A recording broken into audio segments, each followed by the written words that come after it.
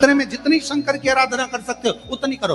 शंकर की आराधना करने से नवरात्र में शक्ति का बल बढ़ता, शक्ति का। क्यों गुरुजी नवरात्र में शंकर जी की आराधना क्यों करना चाहिए? हमने कहा अगर माता रानी से जो मांगना है तुम्हें, अगर तुमने नवरात्र में शिव जी की आराधना करिए, शंकर की कथा सुनिए, शंकर की आराधना करिए, शिव स्तुति करिए, शंकर को एक लोटा जल चढ़ाया, मां आद्य शक्ति तुम्हारे पर कृपा करेगी। क्यों? क्योंकि जिस स्थान पर शिवलिंग रखा होता है और जो हस्त कमल है वो मां पार्वती, जगत जननी दुर्गा भवानी है।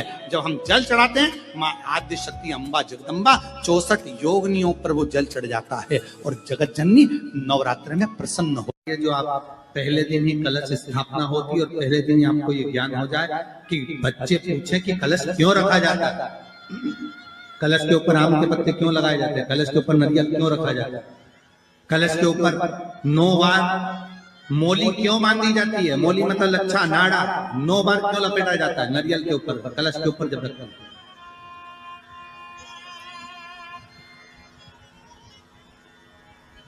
कलश के ऊपर जब जब श्रीफल रखाता है, नारियल रखाता है, तो उस पर 5 बार 7 बार मोली नहीं लपेटी जाएगी, तो 9 ही बार लपेटी जाएगी। 5 या 7 बार लपेटते हैं तो कहते हैं कि लक्ष्मी की छिन्नता होती है, और वो 9 बार लपेटी जाती है तो भरपूर लक्ष्मी का भंडार भरती है।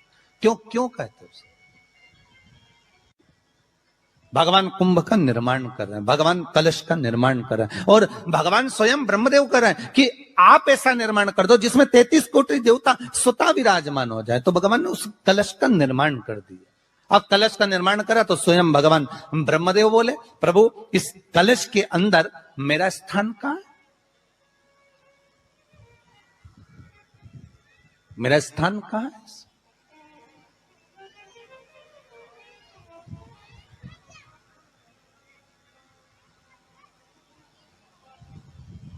बहुत ध्यान देना महाराज, कलश का जो मुख होता है उस मुख पर भगवान विष्णु का स्थान होता है।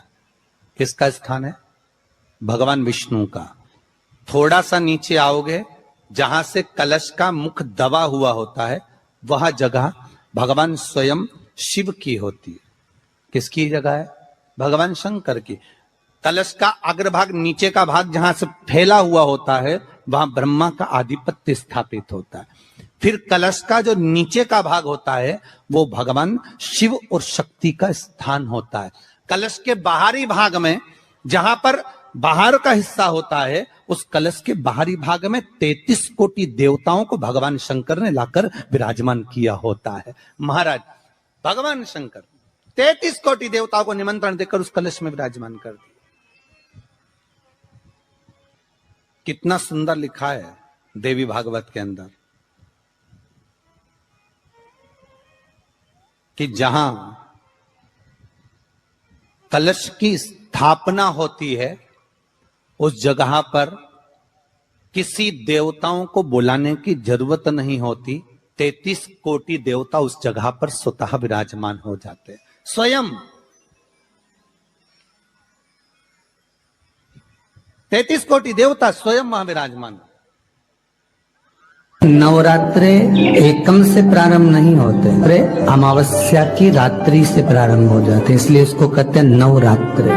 क्योंकि नवमी के दिन माता जी का विसर्जन हो जाता है, जवारों का विसर्जन हो जाता है, व्रत करने वाले कन्या पूजन भोजन भंडारा कराकर विराम दे देते। तो नवमी की रात्रि उसमें नहीं जुड़ा पाता, उसमें रात्रि अगर जुड़ती है तो ये अमावस्या की रात्रि से जुड़ना प्रारंभ होता है, तब जाकर वो नवरात्रि पूर्ण हो पाती है। पितृलोक में पितृ जैसे निवास होकर भी इंतजार करते हैं। 4 नवरात्रे हैं तो 4 ही श्राद्ध हैं। आज मौनी अमावस्या है, श्राद्ध का विराम हो जाता है और कथा अर्थात नवरात्र प्रारंभ हो जाते हैं दूसरे दिन। तो यहाँ शास्त्र कह रहा है जैसे हमें प्रतीक्षा रहती है कोई अच्छे कार्य की, कि घर में कोई शुभ कार्य हो, घर में कोई अच्छा आयोजन हो तो अपने को आनंद होगा, प्रसन्नता होगी। उसी तरह हमारे जो पूर्वज चले गए, जो पूर्वज चाहे वो अधोगति में गए हो चाहे वो देवगति में गए हो, चाहे वो पितृलोक में निवास कर रहे हो, तो जितने भी पितृलोक में निवास करने वाले पूर्वज होते हैं वो भी ये विचार करते हैं कि हमारे घर के वंश द्वारा, हमारे वंशजों द्वारा कोई ऐसा सत्कर्म हो जिससे हमारे जीवन की भी तृप्ति हो और हमें आनंद की अनुभूति हो। और ध्यान दीजिएगा महाराज, नवरात्रि में भी देवी की आराधना का एक स्मरण का सुख है महाराज। ज्योत का विधान है, नवरात्रि में देवी की ज्योत लगती है, अखंड ज्योति लगती है, जवारे बुआए जाते हैं, कलश लगता है। ज्योत का भी विधान है, जिसके यहां दिया अखंड जलाया जाता है, अगर वो दिए की लो, दिए की बाती अगर दक्षिण दिशा की होती है तो उसके घर में साल भर में एक घात जरूर होती है।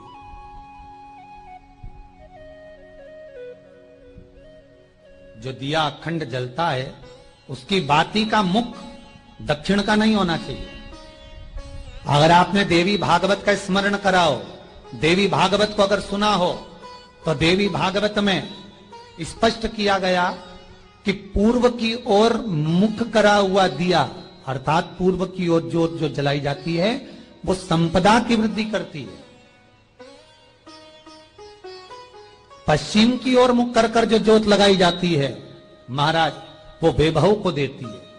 और उत्तर की ओर जो मुख कर कर ज्योत जलाई जाती है, उत्तर की ओर जो ज्योत का मुख रहता है वो आयु की वृद्धि करती है, घर में अकाल मौत को रोकती है।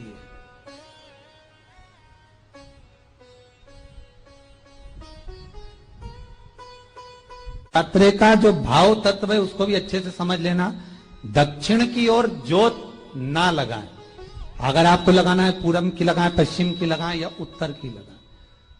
और जितने दिन महारानी जगदम्बा जगत धात्री दुर्गा भवानी, अब की बार माता जी घोड़े पर आई है, हर बार देवी बदल बदल के आती है, इस बार जो नवरात्रे आए वो घोड़े के आए। तो घोड़े पर जो देवी जी आती है वो समृद्धि को देने वाली आती है, लक्ष्मी की वृद्धि करने वाली आती है। जैसी घोड़े की रफ्तार होती है उस रफ्तार से लक्ष्मी घर में आती है। तो ये मत सोचना कि कोरोना महामारी ने हमको नीचे गिरा दिया या कोरोना महामारी ने रोक दिया, कमाई के स्रोत रोक दिए, धन रोक दिया, चिंता मत करना। मेरी मां जगत जननी दुर्गा भवानी अब की बार घोड़े पर आई है, साल भर में इतना धन दे देगी कि आपने पीछे के 4 साल में नहीं कमाया होगा, इतनी मेरी मां भंडार भर देगी। ये घोड़े पर आई है, कोई साधारण नहीं हो सकता। देवी भागवत में स्पष्ट किया गया, जब जगदम्बा मगर पर आती है उसका भाव अलग है, और जगदम्बा जब हाथी पर आती है उसका भाव अलग है, और जगदम्बा जब घोड़े पर आती है तो जगत को समृद्धिवान बना देती है, वैभव में कमी नहीं आती। अभी भले दुनिया के लोग अभी रोते हैं कि पैसा नहीं आ रहा, कोरोना महामारी ने सब तोड़ दिया, रोक दिया, पर चिंता ना करना, मेरी मां अगर घोड़े पर आई है तो उसका सुख आपको जरूर मिलेगा। एक जरा सी मिट्टी की दुकान भी अगर आप खोल कर बैठेंगे तो चांदी और सोना के बराबर कमाएंगे, इतना धन देगी वो मां, साधारण नहीं है मेरी माता। तात्विक सुख का आनंद देने वाली, लाभ तत्व प्रदान करने। और नवरात्रि में भी अगर आपकी कोई कामना है, आपकी अगर इच्छा है, आपका मन है, तो जगत जननी की आराधना करो। पति और पत्नी में अगर क्लेश है तो जगदम्बा के मंदिर में मक्खन चढ़ाओ, प्रेम बढ़ जाएगा। आपको लगता है कि पति कोई अन्य स्त्री से लगा हुआ है या परिवार टूट रहा है, तलाक तक पहुंच गया है, तो माता के मंदिर में आप ध्वजा लगवाइए, उस ध्वजा पर मक्खन लगाकर लगवाइए, आपको लाभ मिलेगा। महाराज, यदि आपको लगता है कि बच्चे बहुत ज्यादा अपशब्द बोल रहे हैं, मुंह चला रहे हैं और प्रेम नहीं रख रहे, तो माता के मंदिर में लाल पुष्प, लाल चंदन और लाल चूड़ी मां को समर्पित करिए, प्रेम बढ़ेगा। बच्चा कभी आप जी से कम नहीं बोलेगा, प्रेम की भाषा निकलेगी मुझसे। मां जगत जननी की आराधना, जगदम्बा की उपासना। नवरात्रि में 9 दिन में से कोई एक दिन ऐसा ले लो जिस दिन कन्याओं का भोजन कराओ, साथ में उनको लाल चुनरी ओढ़ाओ या कोई लाल वस्त्र, लाल पूजन की सामग्री उनको दो, सुख मिलेगा, आनंद आएगा। क्यों बोलते हैं? उसको बोने का कारण क्या है? केवल कोई कहे कि हम ठाकुर जी को भजते हैं, भगवान कृष्ण को भजते हैं, कोई कहे हम तिरुपति बालाजी को, नारायण को भजते हैं, कोई कहता है कि हम हरि विठ्ठल को, पांडुरंगा को भजते हैं, हमारे यहाँ हाँ हम इनको भजते हैं तो जवारे नहीं बोते। ना ना, पुष्टि मार्गी है, ठाकुर जी की सेवा करने वाला है, उसके यहाँ भी ये 9 दिन जवारे बोए जाते हैं। रामानुज संप्रदाय से जुड़ा हुआ है, नारायण की पूजन कर रहा है, उसके घर में भी जवारे बोए जाते हैं। पांडुरंगा हरि विठ्ठल की उपासना कर रहा है, उसके घर में भी जवारे बोए जाते हैं।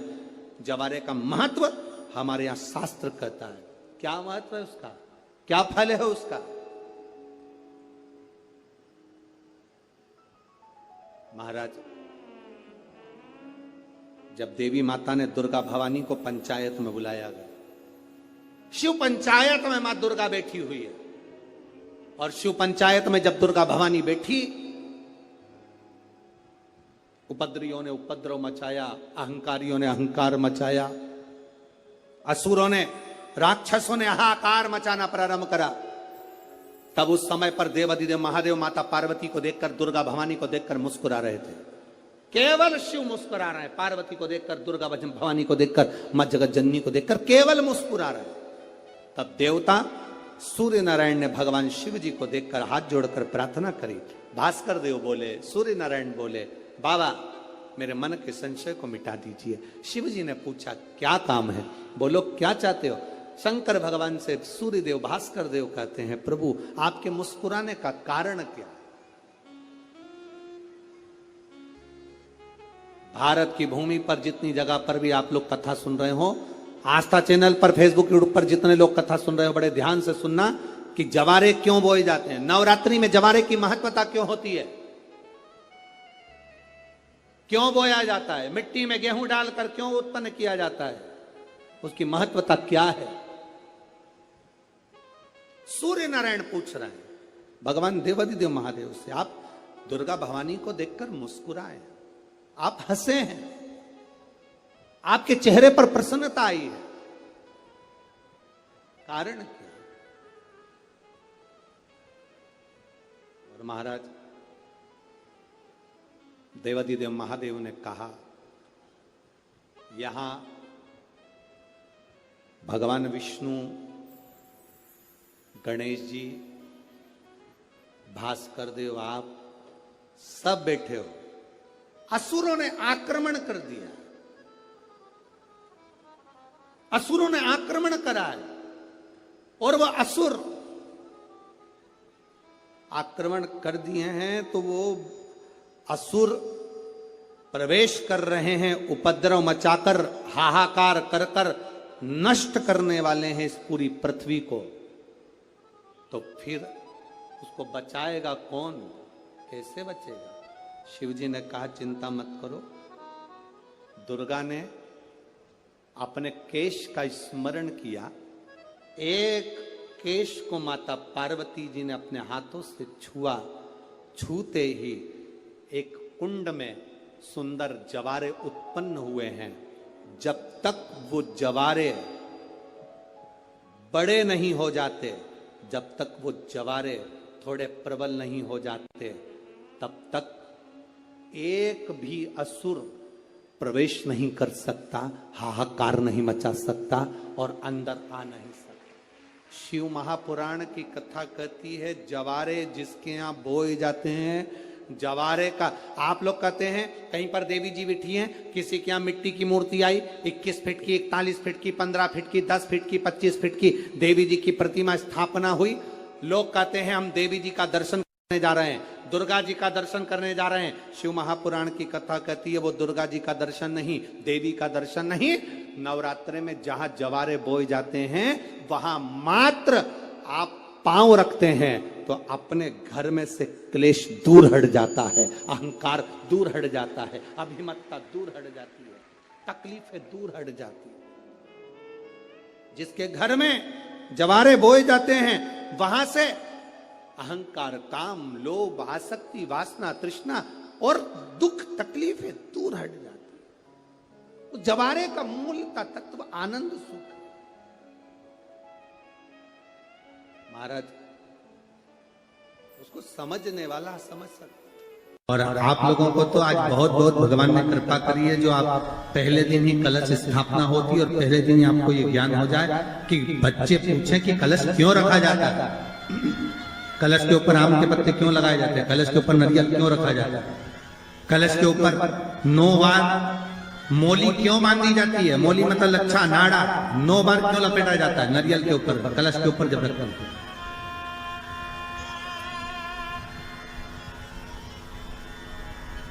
कलश के ऊपर जब जब श्रीफल रखाता है, नारियल रखाता है, तो उस पर 5 बार 7 बार मोली नहीं लपेटी जाएगी, तो 9 ही बार लपेटी जाएगी। 5 या 7 बार लपेटते हैं तो कहते हैं कि लक्ष्मी की छिन्नता होती है, और वो 9 बार लपेटी जाती है तो भरपूर लक्ष्मी का भंडार भरती है। क्यों क्यों कहते हैं उसे?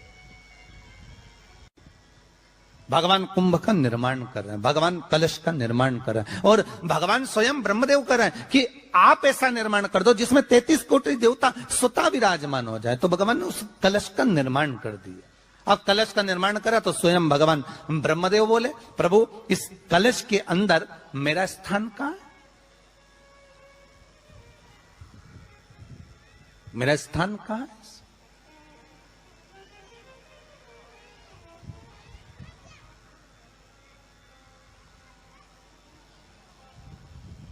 बहुत ध्यान देना महाराज, कलश का जो मुख होता है उस मुख पर भगवान विष्णु का स्थान होता है। किसका स्थान है? भगवान विष्णु का। थोड़ा सा नीचे आओगे, जहां से कलश का मुख दबा हुआ होता है, वह जगह भगवान स्वयं शिव की होती है। किसकी जगह है? भगवान शंकर की। कलश का अग्रभाग, नीचे का भाग जहां से फैला हुआ होता है, वहां ब्रह्मा का आधिपत्य स्थापित होता है। फिर कलश का जो नीचे का भाग होता है वो भगवान शिव और शक्ति का स्थान होता है। कलश के बाहरी भाग में, जहां पर बाहर का हिस्सा होता है, उस कलश के बाहरी भाग में 33 कोटि देवताओं को भगवान शंकर ने लाकर विराजमान किया होता है। महाराज भगवान शंकर 33 कोटि देवताओं को निमंत्रण देकर उस कलश में विराजमान कर दिया। कितना सुंदर लिखा है देवी भागवत के अंदर कि जहां कलश की स्थापना होती है उस जगह पर किसी देवताओं को बुलाने की जरूरत नहीं होती। 33 कोटि देवता उस जगह पर स्वतः विराजमान हो जाते हैं। स्वयं 33 कोटि देवता स्वयं वहां विराजमान। पूजनीय गुरुजी द्वारा बताए गए सभी उपाय आप जरूर करें। नवरात्र के जाने वाले कुछ महत्वपूर्ण बातें, संपूर्ण जानकारी इसमें वीडियो में बताई गई है, तो आप जरूर सुने और शेयर करें, लाइक करें और सब्सक्राइब करना बिल्कुल ना भूलें। जय माता दी।